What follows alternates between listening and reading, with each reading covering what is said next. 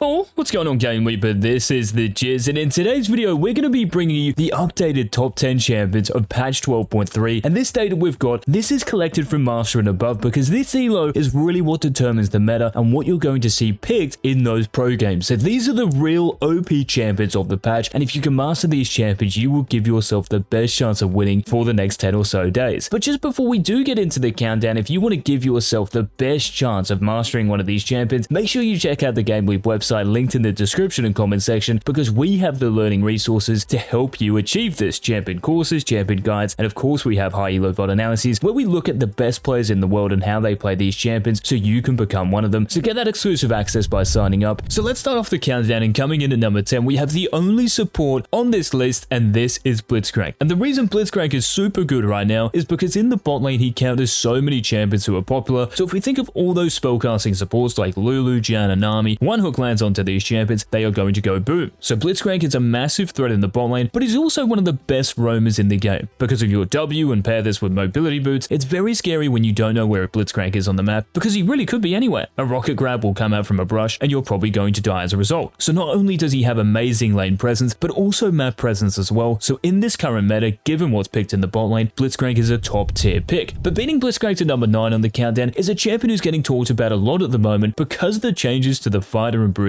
items in the top lane, and this of course is Riven. So for Riven, this patch has been really interesting because Gore Drinker has been buffed for you, so you're getting 10 extra AD, and even though you're losing HP, this is so worth it because attack damage is a massive stat for you. And this attack damage is going to get pumped into Death Stance's new healing passive because it's based off your bonus attack damage. So in other words, from your items, and because Gore Drinker is giving you more attack damage, and the new Black Cleaver, which is giving you 5 more attack damage and also 5 more ability haste, this patch is just absurd for Riven. And to be honest, you might even argue that she's the best top laner in the game at the moment. It's just that it is top lane and you probably don't have as much influence over the outcome of games, so her win rate isn't as high as other champions, but individually she stacks up against anyone and she's super broken at the moment. Now, just beating Riven to number 8 on the countdown, we're going to head to the mid lane here and talk about Veigar, because this champion with the buffs a few patches ago to your Q, so the cooldown is down a second, and you're also getting more stacks off large minions and also monsters. This is huge because it's going to accelerate your already insane scaling, so you're hitting those ability power thresholds a lot quicker and just dealing more damage. And one rune page that's super interesting at the moment is running Predator on Veigar, because with Predator, this allows you to get in range of enemy champions, especially those who might be ranged champions, and put your event horizon, your cage around them, so you and your teammates can capitalize and deal damage to that isolated champion. And if you pair this with Everfrost, this gives you the root and also the slow to land your cage on a more regular basis and also entrap those opponents and lock them down so you can land your W, your Q, and of course your ultimate, and that champion is 100% going to die. But ahead of Veigar, a champion who might dumpster him in the mid lane, this is Janna, who still has, despite getting nerfed a couple of patches ago, one of the best win rates in the entire game. And just look at these stats: 58% with this rune page, over 55% win rate with Flash and Ignite. This champion is just too busted. And if we look at the build section with Prowler's Claw, Lucidity Boots, and Ghostblade, high elo players are winning over 2/3 of their matches with this champion, which just goes to show how innately broken this champion is. Even if you're feeding in lane, as long as you have a serrated Dirk and enough lethality, you will one-shot pretty much any champion in the game. And what's also kind of interesting for Janna is the new Maw of Malmortius, because it's giving you more attack damage, more ability haste, and also giving you Omnivamp when the shield procs. And you also might consider building Death Stance and even the new Black Cleaver into certain team composition. So if the enemy team has a few fighters and bruisers, Death Stance, Black Cleaver, they're going to make you tankier in those team fights. So 12.3 has been an unreal patch for Janna so far, but it's also been an unreal patch for Kled, because for this top laner, lots of people were a little bit scared when Riot changed Skarl's HP to counter's base HP. But ever since Riot increased the bonus AD ratio in your E, because of the changes this patch, this synergizes really nicely with your jousting buff, which came at the end of season 11, because if we think about it, the extra attack damage you're getting from Gore Drinker, Black Cleaver, and Death Stance, your 3 core items, Kled as a result has become more of an attack damage fighter rather than a Steris Gauge Juggernaut type champion, which is what you were going before. And we can also see that Ravenous Hydra is built in some games because it's giving you more attack damage as well for the same price, which is super nice and harmonizes very well with Kled's setup at the moment. Now, heading into the top 5, we definitely have some surprise picks coming up. Now, starting off the top 5, we have Nocturne in the jungle. And ever since 12.2, Nocturne has really become a lot more popular and a lot more successful in terms of win rate, because you're getting more health per level and your Q is also dealing more damage based on your bonus attack damage. And just like we mentioned for Kled, this means if you get more attack damage from your items, which is what 12.3 is all about for these fighters and bruisers, then your Q throughout a game is going to hit harder. This is why you can see the Black Cleaver has become a core item, and we can also consider going showing the new Mora Malmortius, which, can you believe it, is giving you more attack damage, and that is all getting pumped into Nocturne's Dustbringer, so it's an even better patch for Nocturne in the jungle. But maybe one champion who's relishing 12.3 a little bit more, even though she got nerfed this patch, this is Zeri as an AD carry, and you can play Zeri in multiple roles, but as an AD carry, this is where she's really shining. So we can see standard rune page with lethal tempo, everything kind of makes sense here, and we're still going Trinity Force for Rune Iron's Hurricane and then Titanic Hydra, so everything's really still the same here. So why on earth is Zeri still good? Well, it's because Trinity Force is better. It's giving you more HP, and even though you're losing a bit of damage in the 3-4 strike passive, do you really need that damage? Of course not. Your Zeri and your damage output, the DPS, it's still out of this world, and because of Trinity Force's new HP, it is making you tankier and harder to kill, which is so valuable for a squishy champion. And this is actually seen despite the nerfs that came into your movement speed and your ultimate. Zeri's win rate increased by over 2% this patch, so there's no reason to stop playing Riot's newest champion. Now, starting off the top 3, guys, we're going to head back to the mid lane here and talk about one of the easiest but most consistent champions to play in the mid lane, and this, of course, is Annie. And Annie's win rate is still at an all-time high. And why is this? Well, nothing has really changed for Annie in terms of the build and the rune department, which is great. And of course, you're still going Luden's Tempest with Shadow Flame, the damage, the burst potential, it's all still there. But what's also kind of nice, I guess, is the fact that lots of those bruiser and fighter items have less HP in them now, so those champions are a little bit squishier. But it's also kind of interesting because more of Malmortius has been buffed, so this is better against Annie, and also Death's Dance is blocking magic damage. But maybe before these champions even get to those new improved bruiser fighter items, they're already going to be 0-5 because you deal so much damage just with sorcerer shoes. So Annie in the mid lane with Flash and Ignite comes in at number 3. But beating Annie to the runner-up spot on this countdown is a champion who, to be honest, is really exciting to talk about because we haven't seen this for ages, to be honest, and it's all because of those new bruiser and fighter items and the changes that came in. And this is Lee Sin in the top lane, not in the jungle, in the top lane, because at the moment with the new bruiser items, so Gore Drinker, Black Cleaver, Death's Dance, these 3 items on a Lee Sin, honestly, they might even make him better than Riven. That's how good this champion is, and he's so underrated because he's not really picked that much, especially in lower elos. And I know here that it's recommending Ignite and Teleport. Just run Flash and Teleport. It's going to be more reliable. Ignite is a little risky and might backfire on you, and Flash, of course, is good for your ultimate as well, so we can make those Dragon Rage plays. So yes, Lee Sin in the top lane, it's kind of come back and is making a lot of noise right now, so make sure you guys abuse it before, I guarantee you, Riot nerf these bruiser and fighter items, and certainly the interactions with some of these champions, but taking the cake for 12.3 at this moment in time for the best champion in the game. This is one that is going to cause a bit of commotion, I know. And just before we do reveal who it is, guys, if you do enjoy these updated videos where we talk you through what's changing on the Rift and who the best champions are proving to be, let us know by leaving a like down below. And the number 1 champion for 12.3 at the moment is Janna in the top lane with Smite. I'm sorry to say it, but this is just a fact. She is so broken because no one really knows at the moment how to punish it, and because the top lane, it doesn't have that much influence, like I was saying earlier for Riven, on the outcome of a game. You can just abandon it, run around with your jungler, and just invade permanently and gank lanes on repeat. It's a super annoying playstyle, and with Spell Thieves as your starting item, you're still going to get enough gold to be useful. And you can see here across the board, these win rates are just so busted. 60% with Flash and Smite as a top laner. Like, how has this not been nerfed yet? I don't know. And she was even picked in a pro game, which that team ended up winning. So even that just goes to show how good this champion is. And it's a bit flavor of the month, I understand, and she will probably end up getting nerfed. But I'm telling you guys, for 12.3 and the remainder of this patch, if nothing else happens to Janna in the top lane, it is time to abuse it so you can print LP yourselves. And those are the top 10 champions for 12.3. As always, if you have not already subscribed to the channel, make sure you do so by hitting that subscribe button down below. And until tomorrow's daily Season 12 upload, this has been the Cheers.